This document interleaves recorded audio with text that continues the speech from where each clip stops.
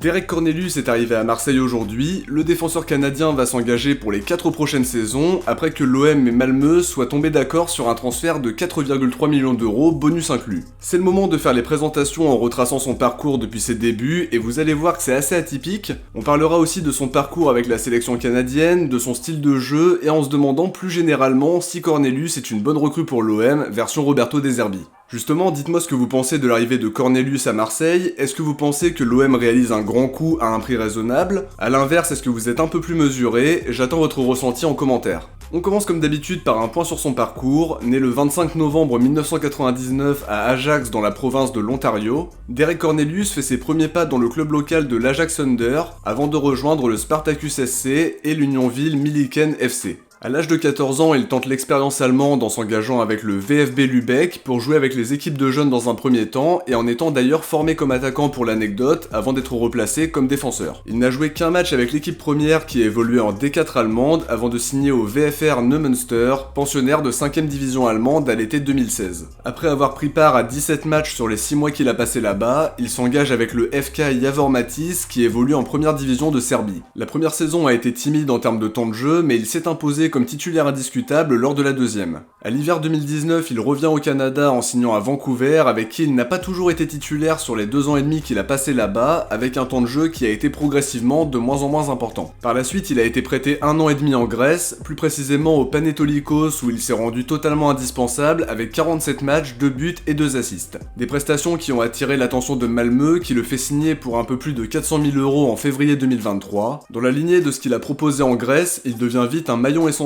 du collectif d'Henrik Rydström. Là-bas, il remporte d'ailleurs le championnat suédois en 2023 et la Coupe de Suède en mai 2024 en étant titulaire indiscutable. Il va donc maintenant poursuivre sa carrière à Marseille en découvrant un nouveau championnat, un club à l'ambition et à la pression différente de ce qu'il a connu depuis le début de sa carrière, un transfert de 4,3 millions d'euros bonus inclus et un contrat de 4 ans qu'il attend après avoir passé sa visite médicale. En sélection, il a d'abord porté le maillot des U23 du Canada avant d'être lancé par John Herdman avec l'équipe A quand il jouait encore dans le championnat serbe. Titulaire indiscutable entre septembre 2018 et novembre 2019, il va connaître un moment de creux jusqu'à fin 2023 où il retrouve un statut bien plus important. Au total, il a joué 26 matchs avec le Canada en participant à plusieurs compétitions importantes, la Gold Cup 2019, la Coupe du Monde 2022 où il n'a pas joué la moindre minute, et plus récemment la Copa América 2024 en étant titulaire tout au long du tournoi jusqu'à l'élimination en demi-finale, et une 4ème place historique pour le Canada qui participait à la compétition pour la première fois. Ça lui a permis de prendre de l'expérience sur la scène internationale, donc c'est très positif pour un joueur qui n'a connu que la MLS, la Super League grecque, la Serbie et le championnat suédois à 26 ans. Après ce gros point sur sa carrière, on va maintenant se focaliser sur son style de jeu avec ses qualités et ses lacunes. Sur le profil, c'est un défenseur central gaucher qui sait aussi utiliser son pied droit, un défenseur puissant et rapide qui intervient avec autorité et qui brille par ses qualités d'anticipation. Ça lui permet de bien tenir son vis-à-vis et d'éviter de se faire prendre à défaut trop souvent. C'est un défenseur difficile à bouger, intraitable dans les duels à l'épaule et qui est aussi plutôt rapide, donc c'est un profil assez complet. Du haut de son 1m87, il domine dans les airs, notamment dans l'aspect défensif, mais également offensivement, comme il l'a montré à Malmö, avec une capacité à bien ajuster ses têtes pour tromper le gardien adverse. Il est globalement rassurant défensivement, mais je l'ai pas trouvé exceptionnel en termes de tacle, c'est pas toujours hyper maîtrisé, parfois un peu trop autoritaire, un peu trop agressif, donc je pense qu'il pourrait souvent être sanctionné en Ligue 1 s'il ne s'améliore pas à ce niveau-là, mais c'est pas un axe de progression impossible à régler, donc pas de raison de s'inquiéter plus que ça. Là où c'est très intéressant, c'est que son apport ne se limite pas qu'à l'aspect défensif, c'est un bon relanceur, notamment dans le jeu court, mais je l'ai aussi trouvé prometteur dans le jeu long grâce à son pied gauche, même s'il est quand même perfectible à ce niveau-là.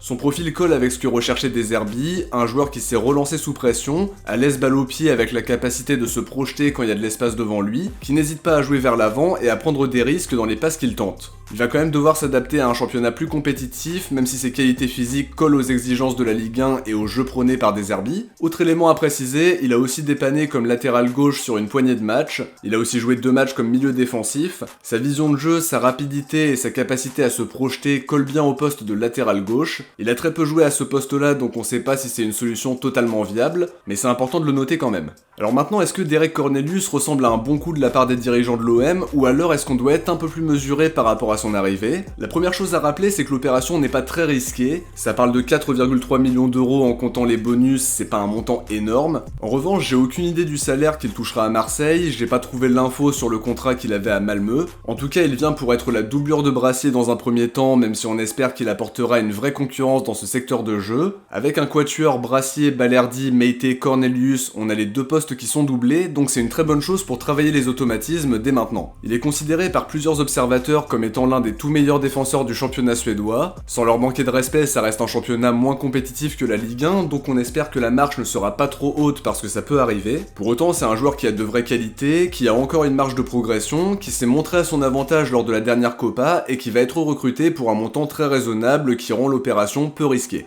À côté de ça, il a jamais joué dans un club ou dans un championnat majeur, son expérience se limite à la MLS, une saison et demie en Grèce et son passage à Malmö. Son parcours est vraiment atypique, il a quand même participé à la Coupe du Monde et à la Copa América, mais en club sa carrière n'a pas réellement décollé pour le moment, donc quelque part ça reste un pari peu coûteux et peu risqué certes, mais un pari quand même. Il pourrait être la surprise du mercato d'été comme a pu l'être Amir Murillo l'été dernier, à l'inverse ça peut aussi être un pari moins concluant comme Ulysse Garcia ou Jean Onana, qui ne sont pourtant pas de mauvais joueurs. Quoi qu'il en soit, je m'attends à ce que le salaire soit assez raisonnable et avec le faible montant de l'indemnité, on n'a pas grand chose à craindre parce que ça va pas peser énormément sur nos finances. Ses qualités correspondent à ce que recherche De Zerbi dans les ressorties de balles, dans les interventions défensives et sa capacité à se projeter quand il y a des espaces à exploiter. Il va aussi apporter sur coup de pied arrêté offensif et défensif, donc il y a pas mal de caractéristiques intéressantes comme on peut le voir. Tout ça sans poser une fortune sur la table pour le faire venir, ça me semble quand même bien pour doubler le poste et concurrencer Brassier. L'autre élément intéressant, c'est qu'il connaît déjà Ismaël Koné puisqu'il le côtoie en sélection canadienne. Ça peut faciliter son adaptation même s'il aura quand même besoin de s'adapter à un nouveau pays, à une nouvelle ville, à un club plus ambitieux avec une pression bien différente de ce qu'il a connu par le passé. Donc ça va être un changement assez important pour lui, mais au vu de son parcours atypique, c'est une vraie chance pour lui de briller en Europe dans une équipe qui a un style de jeu qui correspond globalement à ses qualités, donc ça peut véritablement lancer sa carrière. Apparemment il possède la double nationalité canadienne et jamaïcaine, il y a un accord entre la Jamaïque et l'Union Européenne, donc il ne devrait pas prendre de place de joueurs extra-communautaires, ça c'est une super nouvelle pour la suite du recrutement. Pour conclure, je pense que l'idée est loin d'être mauvaise pour une doublure, c'est pas très coûteux, c'est un joueur qui peut être une bonne surprise parce que son profil colle à ce que recherchaient les dirigeants et De Zerbi, c'est pas une valeur sûre parce qu'il n'a joué qu'en Grèce, en Suède, en MLS et un peu en Serbie, donc on n'a pas énormément de garanties, mais pour compléter l'effectif, ça me semble plus que correct.